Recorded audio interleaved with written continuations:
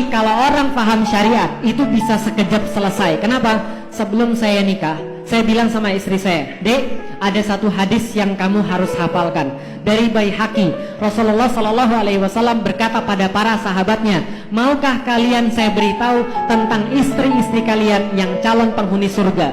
Itu kalau beliau baca istri-istri kalian, kalau saya baca istri kalian. Itu bukti bahwa beliau lebih radikal daripada saya.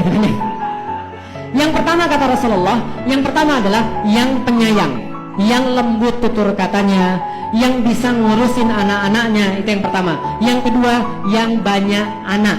Yang banyak anak berarti lebih daripada 2. Terus Ustaz, BKKBN bilang 2 anak cukup. BKKBN sudah tobat. Sekarang ganti oleh BKKBN. Gantinya bukan lagi 2 anak cukup, tapi 2 anak lebih baik. Jelas?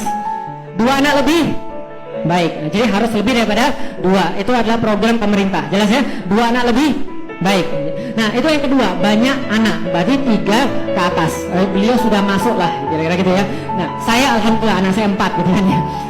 Oh, itu maksudnya Ustaz kalau foto begini terus? Bukan, ini imajinasi. Paham maksudnya? Kalau ini realita. Gitu.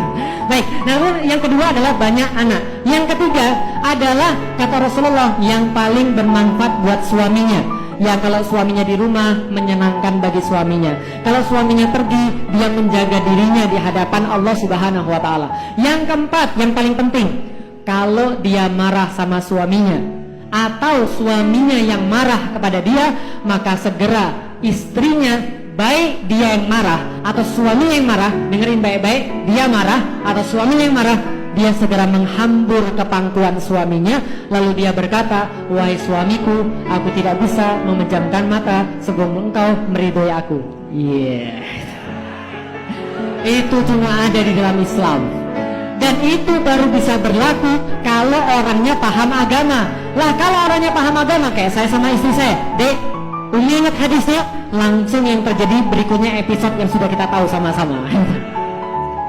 Tapi kalau istrinya nggak taat, lalu dibilang, Umi ingat hadisnya, terus dia bilang, terus gue harus bilang wow gitu, sekalian. Dia nggak ngaruh, kenapa? Karena dia nggak ngerti agama. Ini dalam pernikahan. Maka balik lagi ke kakak saya bilang sama ibu saya, nih Freddy mau masuk Islam. Ibu saya terpukul banget. Kenapa? Dia kecolongan sama saya dan dia nggak ngira bakal kecolongan sama kakak saya. Dia bilang, Lik, kamu jangan paksa-paksa kakakmu masuk Islam ya. Saya bilang, saya nggak pernah maksa. Mami kan tahu sendiri, saya sama Freddy adalah orang yang bahkan kemarin mau bunuh-bunuhan. Islam yang membuat kita jadi ukhuwah, jadi benar-benar saudara. Ibu saya bilang, kamu jangan paksa-paksa kakakmu. Emangnya kenapa harus masuk Islam? Saya bilang, nih di dalam Islam kita punya segala macam tuntunan dalam hidup yang buat Anda itu tetap dalam fitrah. Fitrah itu apa? Fitrah itu begini, Anda pernah beli HP? Kalau HP keluar dari pabriknya, bagus atau tidak? Itu namanya fitrah. Jadi kalau kita baru keluar dari Allah itu fitrah. Tapi berikutnya Anda lebih cenderung pada keburukan. Itu maksudnya. Supaya kita tetap fitrah, maka ada syariat. Supaya hidup kita bisa benar, hidup kita bisa enak, hidup kita bisa bagus. Allah nggak perlu syariat. Yang perlu syariat kan kita, bukan Allah. Maka saya bilang sama ibu saya, kalau supaya hidup bisa baik, berkeluarga jadi baik, ngurusin kemudian uang jadi bagus, bertetangga jadi bagus, bersosial jadi bagus, bernegara jadi bagus, makanya ada syariat. Ibu saya bilang, emangnya rumah tangganya Muhammad bagus apa?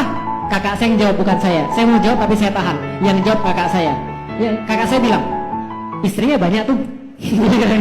Betul juga ya sebenarnya. Lah, istri satu aja kita susah, tapi Nabi Muhammad memberikan solusi. Istri banyak bisa bagus, istri banyak bisa sakinah. Teori doang Ustaz, lalu penjelasannya nanti. Allahu Akbar. Ya itu cita-cita aja, teori aja gitu kan ya.